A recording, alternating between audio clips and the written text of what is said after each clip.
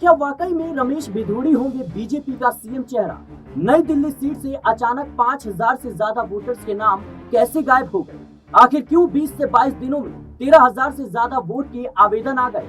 दिल्ली में विधानसभा चुनाव का ऐलान हो चुका है, लेकिन जहां अरविंद केजरीवाल सभी 70 सीटों पर अपने प्रत्याशियों का ऐलान कर चुके हैं, तमाम घोषणाओं का ऐलान कर रही हैं, लेकिन वहीं दूसरी तरफ देखा जाए तो भारतीय जनता पार्टी और कांग्रेस इस चुनाव को लेकर असमंजस की स्थिति में नजर आ रही है। भारतीय जनता पार्टी अभी सभी 70 सीटों पर प्रत्याशी नहीं उतार सकी है। यहाँ तक कि सीएम चेहरे को लेकर अभी भारतीय जनता पार्टी मुश्किलों में घिरती हुई नजर आ रही है। लेकिन इन सबके बीच भारतीय जनता पार्टी का सीएम चेहरा कौन होगा, इसको लेकर मुख्यमंत्री आतिशी ने बड़ा दावा किया है। उन्होंने कहा कि जो रमेश भिधोड़ी हैं, उनको भारतीय जनता पार्टी सीएम चेहरा बनाने का फैसला कर चुकी है। यानी विवादित रमेश भिधोड़ी इसलिए चर्चा में है क्योंकि हाल ही में जैसे ही उन्हें कालकाजी विधानसभा क्षेत्र से टिकट मिला, उनके दो बयान ऐसे थे जो विवादों में आ गए। पहला बयान उन्होंने प्रियंका गांधी वाड्रा को लेकर दिया। उन्होंने कहा कि कालकाजी की सड़कें ऐसे बना दूंगा जैसे प्रियंका गांधी की गाल। वहीं दूसरी तरफ मुख्यमंत्री आतिशी को लेकर उन्होंने क्या कुछ नहीं कहा। जिस तरीके से उन्होंने शब्दों का प्रयोग किया वो अपने आप में विवाद खड़ा करने वाला था, और हुआ भी यही। आतिशी को लेकर उन्होंने कहा कि ये खड़ाऊ मुख्यमंत्री ये पहले मार्लिना थी और अब सिंह हो गई, इसने तो अपनी बाप बदल दी। तो इस तरह के बयान थे, इस तरह के शब्दों का प्रयोग रमेश भिधोड़ी करते हुए नजर आए थे। फिर खबर चली कि रमेश भिधोड़ी का टिकट भारतीय जनता पार्टी काट सकती है, लेकिन अब मुख्यमंत्री आतिशी ने इस बात का दावा किया है कि रमेश भिधोड़ी को मुख्यमंत्री चेहरा बनाने की तैयारी भारतीय जनता पार्टी में चल रही है। सुनिए सर। सारी दिल्ली एक ही बात जानना चाहती है कि गाली गलौच पार्टी का सीएम चेहरा कौन है। आप दिल्ली के किसी भी गली मोहल्ले कॉलोनी पार्क में कहीं पर भी जाइए, आज यही चर्चा का मुद्दा है कि आम आदमी पार्टी ने तो अपने सीएम चेहरे को घोषित कर दिया कि दिल्ली के लोगों को पता है कि आम आदमी पार्टी को वोट देने पे अरविंद केजरीवाल जी दिल्ली के मुख्यमंत्री बनेंगे। लेकिन अगर गाली गलौच पार्टी को वोट दिया तो आखिरकार उनका मुख्यमंत्री कौन बनेगा। आज बीजेपी की कोर कमेटी की मीटिंग चल रही है। आज शाम को भारतीय जनता पार्टी के पार्लियामेंट्री बोर्ड की भी मीटिंग है। विश्वस्त सूत्रों से ये पता चला है कि गाली गलौच पार्टी ने ये फैसला लिया है कि उनकी पार्टी में सबसे ज्यादा गाली गलौच करने वाले नेता रमेश भिधोड़ी जी को उनका मुख्यमंत्री का चेहरा बनाया जाएगा। कल शायद उनके कैंडिडेट्स की घोषणा होगी। उसी के साथ या उसके तुरंत बाद 2 से 3 दिन में गाली गलौच पार्टी ये घोषणा करने वाली है कि सबसे ज्यादा गाली गलौच करने वाले रमेश भिधोड़ी जी उनके सीएम का चेहरा होंगे। तो अगर दिल्ली के लोगों ने कमल का बटन दबाया तो मुख्यमंत्री के तौर पर उनको रमेश भिधोड़ी जी मिलने वाले हैं। इस फैसले का कारण क्या है?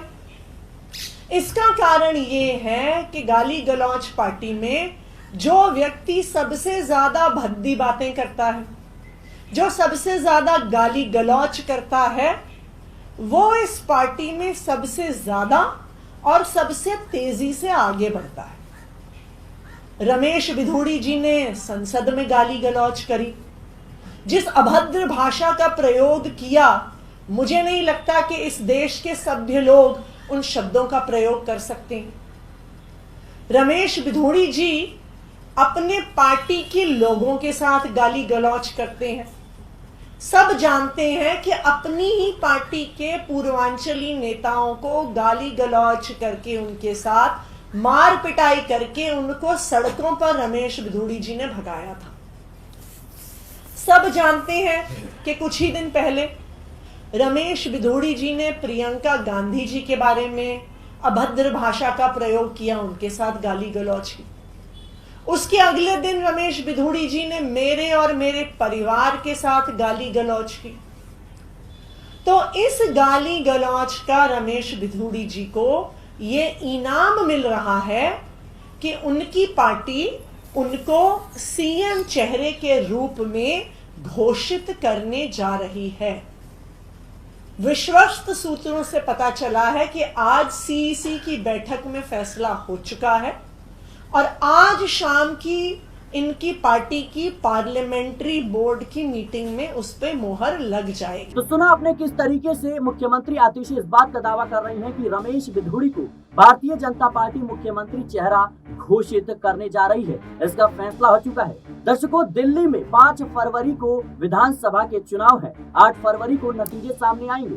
अरविंद केजरीवाल लगातार चुनाव को देखते हुए ताबड़तोड़ ऐलान कर रही है, तो वहीं दूसरी तरफ भारतीय जनता पार्टी अभी ना ही सभी 70 सीटों पर अपने प्रत्याशी का ऐलान कर चुकी है और न ही उन्होंने अभी सीएम चेहरे पर कोई फैसला लिया है। ऐसे में बड़ा सवाल ये है, क्या रमेश बिधूड़ी के चेहरे पर भारतीय जनता पार्टी का चुनाव लड़ना उचित हो गया? क्या रमेश बिधूड़ी के चेहरे पर भारतीय जनता पार्टी को दिल्ली में कोई बड़ा फायदा मिलेगा? खैर, ये तो चुनाव में ही हम देख सकेंगे कि रमेश बिधूड़ी के अगर चेहरे पर भारतीय जनता पार्टी चुनाव लड़ती है तो क्या भारतीय जनता पार्टी को इससे नुकसान होगा या फायदा? दर्शकों, इन सबके बाद अब रुख करते हैं नई दिल्ली सीट का। नई दिल्ली सीट इस वक्त काफी ज्यादा सुर्खियों में है। सुर्खियों में इसलिए क्योंकि यहाँ से दिल्ली के पूर्व मुख्यमंत्री अरविंद केजरीवाल चुनावी मैदान में है। वहीं भारतीय जनता पार्टी ने यहाँ से प्रवेश वर्मा को टिकट दिया है। और वहीं बात करें कांग्रेस की, तो कांग्रेस ने यहाँ से शीला दीक्षित के बेटे संदीप दीक्षित को चुनावी मैदान में उतारा है। लेकिन अरविंद केजरीवाल ने इन सब के बीच बड़ा दावा कर दिया है। उनका दावा है कि बीते 20-22 दिनों में 5500 यानी 5500 वोटर्स के नाम काटे गए, यानी उनके आवेदन हुए, उनके नाम काटने के आवेदन दिए गए हैं। और ऐसे में बड़ा सवाल ये है कि चुनाव से ठीक पहले इतनी बड़ी तादाद में क्यों वोटर्स जो है नाम कटवाने का आवेदन दे रहे हैं? इन सब के बीच अरविंद केजरीवाल ने जो दावा किया वो भी बेहद चौंकाने वाला है। आपको बता दें कि अरविंद केजरीवाल ने कहा कि बीते 20-22 दिनों में 13,000 नए आवेदन वोट के किए गए हैं और ये आवेदन सीधे तौर पर भारतीय जनता पार्टी करवा रही है। और ये आवेदन बिहार और यूपी से लोगों को लाकर फर्जी वोट और जो वोटर कार्ड है उसको बनवाने की कोशिश है। ये हम नहीं कह रहे, ये अरविंद केजरीवाल का भारतीय जनता पार्टी पर आरोप है, जिसको लेकर भारतीय जनता पार्टी अब कहीं न कहीं विरोध प्रदर्शन भी कर रही है। कह रही है कि उन्होंने पूर्वांचलियों का अपमान किया। सुनिए सर। नई दिल्ली विधानसभा के अंदर 15 दिसंबर के बाद से कल तक यानी कि 8 जनवरी तक 7 जनवरी तक 22 दिन में 5,500 वोट कटने के लिए आ गए हैं।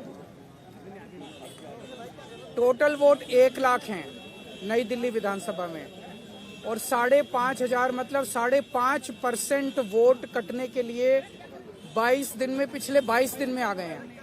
उसके पहले नहीं आए थे इतने। तो जाहिर तौर पे ये वोट गड़बड़ हैं, ये एप्लीकेशंस गड़बड़ हैं। इलेक्शन नीचे के इलेक्शन अधिकारियों ने जब इन पे सुनवाई की और उन लोगों को बुलाया गया जिन लोगों के नाम से वोट काटने की एप्लीकेशन दी गई थी, उन सारे लोगों ने जितने आए सब ने कहा हमने तो ऐसी एप्लीकेशन नहीं दी है, हमारे नाम से फर्जी एप्लीकेशन दी गई है। सब ने जितने आए 89 लोगों ने अप्लाई किया है 5,500 एप्लीकेशन के लिए। उन 89 में से 18 लोग आए इलेक्शन कमीशन, 18 के 18 लोगों ने कहा कि हमने एप्लीकेशन नहीं दी। इसका मतलब बहुत बड़े स्केल पे स्कैम चल रहा है, बहुत बड़ा फ्रॉड चल रहा है। दूसरा, हमने कहा 15 दिसंबर से कल तक 13,000 नए वोट बनने के लिए 1 लाख वोट की असेंबली है, छोटी सी असेंबली है, उसमें 13,000 नए लोग कहां से आ गए? 15 दिन में कहां से आ गए? पिछले 15 दिन में 13,000 नए वोट बनने की एप्लीकेशन आई है। जाहिर तौर पे ये यूपी और बिहार से ला के, यूपी आसपास के स्टेट से ला के फर्जी वोट बनवा रहे हैं ये लोग। तो हमने उनको ये कहा कि इस तरह के लार्ज स्केल पे एडिशन और डिलीशन हो रही है, तो 23,000 ये और 5,500 ये 18.5% वोट अगर किसी विधानसभा की इधर से उधर कर दी जाएंगी तो फिर चुनाव थोड़ी है, फिर तो केवल तमाशा है, नाटक। तो सुना आपने किस तरीके से अरविंद केजरीवाल इस बात का दावा कर रहे हैं कि उन्होंने चुनाव आयोग के सामने अपनी तमाम जो मांगे हैं, जो समस्याएं हैं, उसको रखा है और चुनाव आयोग से उन्हें आश्वासन भी मिला है कि इसका समाधान होगा। दर्शकों, आपको बता दें कि जिस तरीके से अरविंद केजरीवाल ने यह दावा किया है कि बीते 20 से 22 दिनों में 13,000 नए वोट के आवेदन किए गए हैं और ये वोट के आवेदन अरविंद केजरीवाल ने ये कहा कि भारतीय जनता पार्टी के लोग यूपी बिहार से लोगों को यहाँ पर लाकर और कर रहे हैं ताकि उनके वोट में बढ़ोतरी हो सके।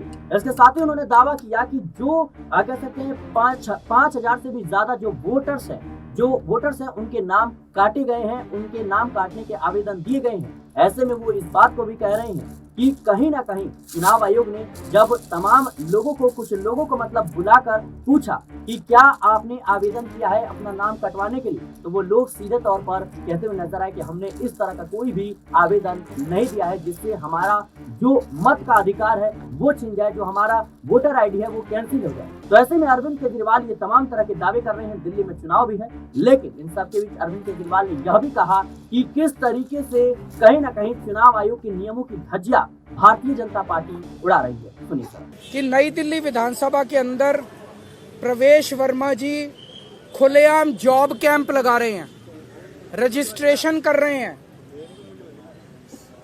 खुलेआम पैसे बांटे जा रहे हैं, खुलेआम हेल्थ कैंप में चश्मे बांटे जा रहे हैं। 15 जनवरी को उन्होंने ऐलान किया है कि जॉब फेयर लगाए जाएंगे।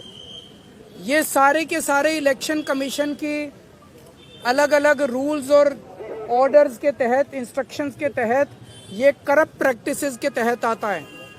प्रवेश वर्मा को चुनाव लड़ने से उसको डिबार किया जाना चाहिए। प्रवेश वर्मा के घर पे रेड मारी जानी चाहिए ताकि पता चले उसके घर में कितना पैसा है।